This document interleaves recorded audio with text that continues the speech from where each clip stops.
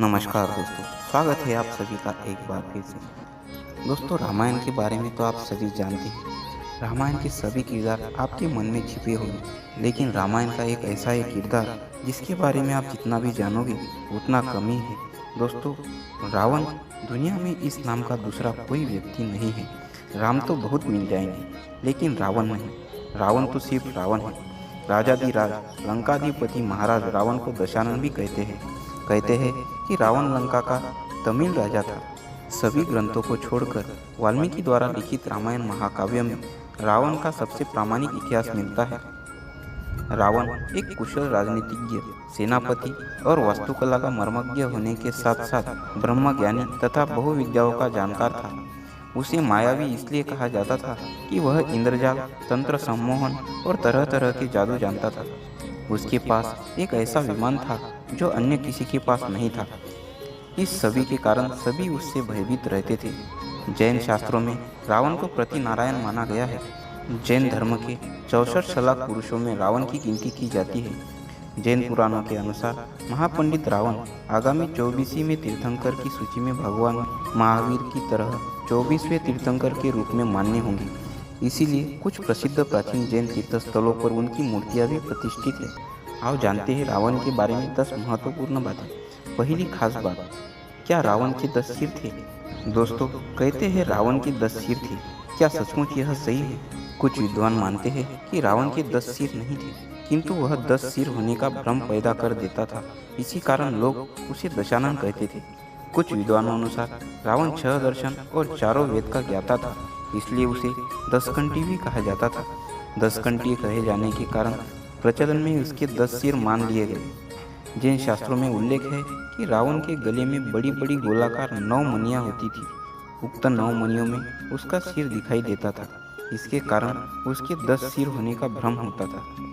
हालांकि ज़्यादातर विद्वानों और पुराणों अनुसार तो यही सही है कि रावण एक मायावी व्यक्ति था जो अपनी माया के द्वारा 10 सिर के होने का भ्रम पैदा कर सकता था।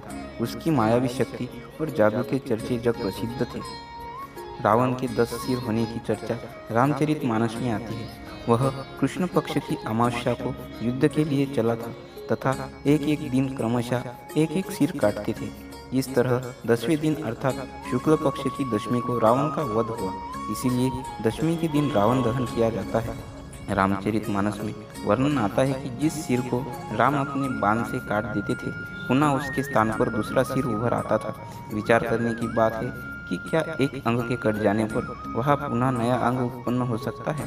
वस्तुतः रावण के ये सिर कृत्रिम थे, आसुरी माया से बने हुए थे। मारीच का चांदी के बिंदुओं से युक्त स्वर्ण मुर्ग बन जाना, रावण का सीता के समक्ष राम का कटा हुआ सिर रखना आदि से सिद्ध होता है कि राक्षस मायावी थे। वे अनेक प्रकार के इंद्रजाल जादू जानते थे। तो रावण के 10 सिर और 20 हाथों को भी मायावी या कृत्रिम माना जा सकता है।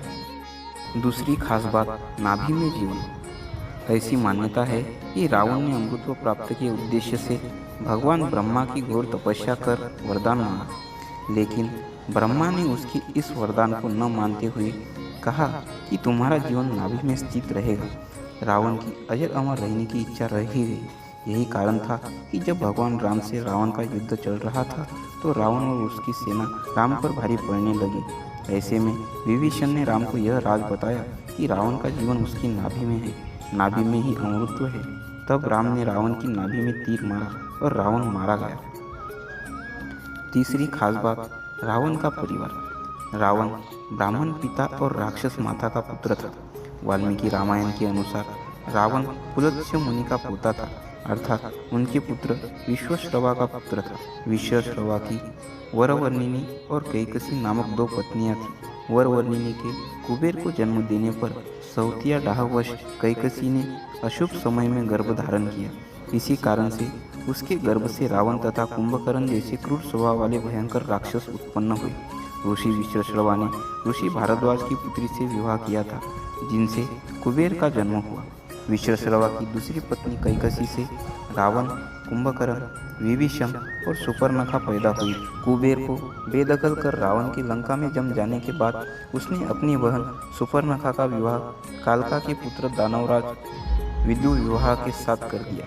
उसने स्वयं दिति के पुत्र मय की कन्या मंदोदरी से विवाह किया, जो हेमा नामक अप्सरा के गर्भ से उत्पन्न हुई थी। माना जाता है कि मंदोदरी राजस्थान के जोधपुर के निकट मंडोर की थी। कुछ समय पश्चात मंदोदरी ने मेघनाथ को जन्म दिया, जो इंद्र को परास्त कर संसार में इंद्रजीत के नाम से प्रसिद्ध हो। मंदोदरी से रावण को पुत्र मिले, इंद्रजीत, मेघनाथ, महोदर, प्रहस्त। ऐसा माना जाता है कि राम रावण की युद्ध एक विभीषण को छोड़कर उसके पूरे कुल का नाश हो गया था। चौथी खास बात, रावण का राज्य विस्तार। रावण ने सुंबा और बाली द्वीप को जीतकर अपने शासन का विस्तार करते हुए अंगद्वीप, मलय द्वीप, वराह द्वीप, शंखद्वीप, कुशद्वीप, यवद्वीप और आंध्रालय पर विजय प्राप्त की थी। इसके बाद रावण ने लंका को अपना लक्ष्य बनाया। लंका पर कुबेर का राज्य था। आज के युग अनुसार रावण का राज्य विस्तार इंडोनेशिया, मलेशिया, बर्मा, दक्षिण भारत के कुछ राज्य और श्रीलंका पर रावण का राज। पांचवी खास बात, रावण ने रचा था नया संप्रदाय। आचार्य चतुर्सेन द्वारा रचित बहुचर्चित उपन्यास वयम रक्षाम तथा पंडित मदन मोहन शर्मा शाही द्वारा 3 खंडों में रचित उपन्यास लंकेश्वर के अनुसार रावण शिव का परम भक्त, यम और सूर्य तक को अपना प्रताप झेलने के लिए विवश कर देने वाला प्रकांड विद्वान, सभी जातियों को समान मानते हुए भेदभाव रहित समाज की स्थापना करने वाला था। सुरों के खिलाफ असुरों की ओर थे रावण। रावण ने आर्यों की भोग विलास वाली यक्ष संस्कृति से अलग सभी की रक्षा करने के लिए रक्ष संस्कृति की स्थापना की थी। यही रक्ष समाज के लोग आगे चलकर राक्षस कहलाए। छठी खास बात, रावण के विमान और एयरपोर्ट। रावण ने कुबेर को लंका से हटाकर वहां खुद का एक राज्य कायम किया। धनपति कुबेर के पास पुष्पक विमान था, जिसे रावण ने छीन लिया। रामायण अनुसार रावण सीता का हरण कर पुष्पक विमान द्वारा उन्हें श्रीलंका ले गया। पुष्पक विमान को रावण ने अपने भाई धनपति कुबेर से बलपूर्वक हासिल किया था। श्री नारायण रिसर्च कमेटी के अनुसार रावण के 4 हवाई अड्डे थे। उनके 4 हवाई अड्डे उसानगुड़ा, गुरुलोपाथा, तोतुपोलाकंदा और वारियापोला। इन 4 में से एक उसानगुड़ा हवाई अड्डा नष्ट हो गया था। कमेटी अनुसार सीता की तलाश में जब हनुमान लंका पहुंचे तो लंका दहन में रावण का उसानगुड़ा हवाई अड्डा नष्ट हो गया था। रिसर्च कमेटी के चेयरमैन अशोक केंत ने बताया कि पहले 4 साल की खोज में ये हवाई अड्डे मिले हैं। रावण की 7वीं खास बात, रावण की रचना शिव तांडव स्तोत्र। रावण ने शिव तांडव स्तोत्र की रचना करने के अलावा अन्य कई तंत्र ग्रंथों की रचना की। रावण ने कैलाश पर्वत ही उठा लिया था और जब पूरे पर्वत को ही लंका ले जाने लगा तो भगवान शिव ने अपने अंगूठे से तनिक सा जोर दबाया तो कैलाश पर्वत फिर जहाँ था वही अवस्थित हो गया। इससे रावण का हाथ दब गया और वह क्षमा करते हुए कहने लगा, शंकर शंकर, अर्थात क्षमा करिए और स्तुति करने लग गया। यह क्षमा याचना और स्तुति ही कालांतर में शिव तांडव स्तोत्र कहलाया। रावण की दूसरी रचना अरुण संहिता। संस्कृत के इस मूल ग्रंथ को अक्सर लाल किताब के नाम से जाना जाता है। इसका अनुवाद कई भाषाओं में हो चुका है। यह ग्रंथ जन्म कुंडली, हस्तरेखा तथा सामुदायिक शास्त्र का मिश्रण है। रावण की तीसरी रचना रावण संहिता जहाँ रावण के संपूर्ण जीवन के बारे में बताती है, वही इसमें ज्योतिष की बेहतर जानकारी का भंडार है। रावण की 8वीं खास बात, राम ने जब रामेश्वरम में शिवलिंग की स्थापना की थी तब विद्वान पंडित की आवश्यकता थी। रावण ने इस आमंत्रण को स्वीकारा था। दूसरी ओर राम रावण के युद्ध के दौरान रावण ने लंका के ख्यात आयुर्वेदाचार्य सुषेण के द्वारा अनुमति मांगे जाने पर घायल लक्ष्मण की चिकित्सा करने की अनुमति सहर्ष प्रदान की थी। इस तरह रावण की विनम्रता और अच्छाई के किस्से भी कही है। रावण की 10वीं खास बात, रावण का शव। अंतरिक्ष एजेंसी नासा का प्लेनेटेरियम सॉफ्टवेयर रामायण कालीन हर घटना की गणना कर सकता है। इसमें राम को वनवास हो, राम रावण युद्ध हो या फिर अन्य कोई घटनाक्रम, इस सॉफ्टवेयर की गणना बताती है कि ईसा पूर्व 5076 साल पहले राम ने रावण का संहार किया। डॉक्टर LM बहल कहते हैं कि रामायण में वर्णित श्लोकों के आधार पर इस गणना का मिलान किया जाए तो राम रावण के युद्ध की भी पुष्टि होती है।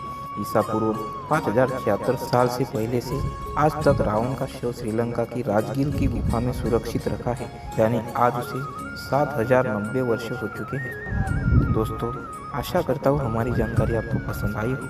अगर हमारी जानकारी आपको पसंद आती है तो वीडियो को लाइक करें और दोस्तों के साथ शेयर करें। अगर आप हमारे चैनल पर नए हैं तो चैनल को ज़रूर सब्सक्राइब करें। हम मिलते हैं आपको ऐसी ही जानकारी साथ अगली वीडियो में। तब तक के लिए धन्यवाद।